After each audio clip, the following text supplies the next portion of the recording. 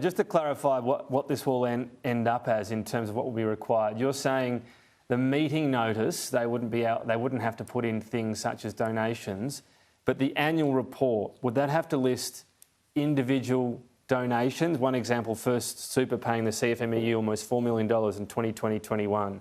That would still need to be specifically disclosed, would it? Look, I haven't put out a final response to the consultation we get back, but I'm minded to look at that specific issue of donations in detail. If this is the thing that everybody is really excited about, the regulator tell me that donations actually aren't happening.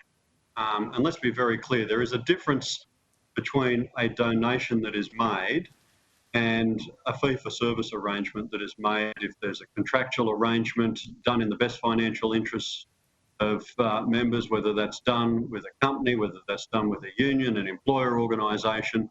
That is very different. That's a very different thing from a political donation. I'm minded to treat those two things. Shouldn't they both have to be listed though? And ensure whether it's an arrangement or a donation. Sorry, Tom, I missed that a donation. Sorry, you're just breaking up a little bit. I'm just trying to clarify. You're saying that if there's some sort of arrangement that's in best financial interests, the super fund wouldn't have to list it as an item, but if it's a donation, they would. Is that what you're saying?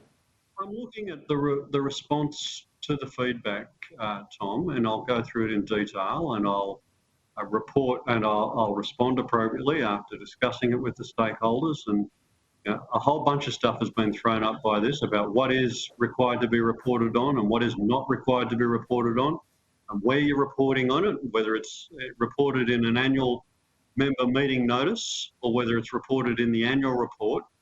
Pretty weird stuff, frankly, has gone on under the previous government in that respect, and a whole heap of double counting and a whole heap of, frankly, paranoid, weird stuff. We will have transparency. We'll have appropriate levels of disclosure. And to your point, I guess I'm just trying to clarify. No, I just want to make the point, Tom. No, I want to finish if I could.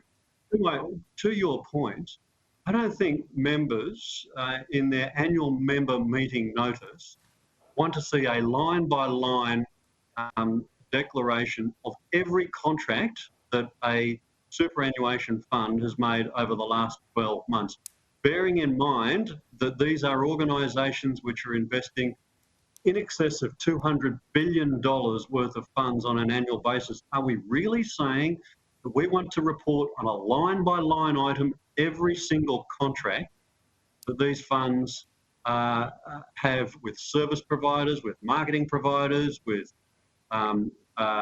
any other organisation? That's kooky. That's not transparency.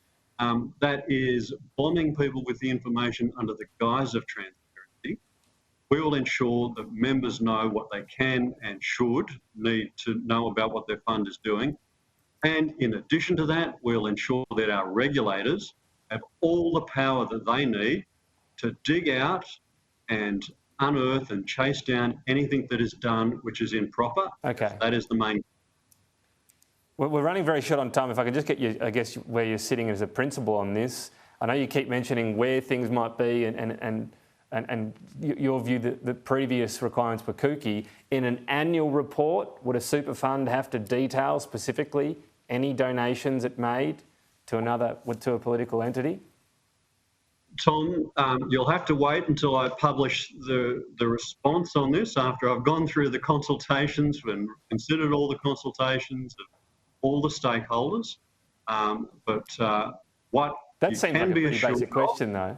I mean, first super paying the CFMEU $4 million in a year. Would that need to be listed? Complete disclosure of any donations. You can be absolutely assured. Okay, all right, we've clarified that. There's a bit more to go through in this. I know it's the sort of wonky space that some people inhabit, but we always like talking policy here on Newsday. So we might catch up. We might catch up when there's more detail, Minister. Appreciate your time.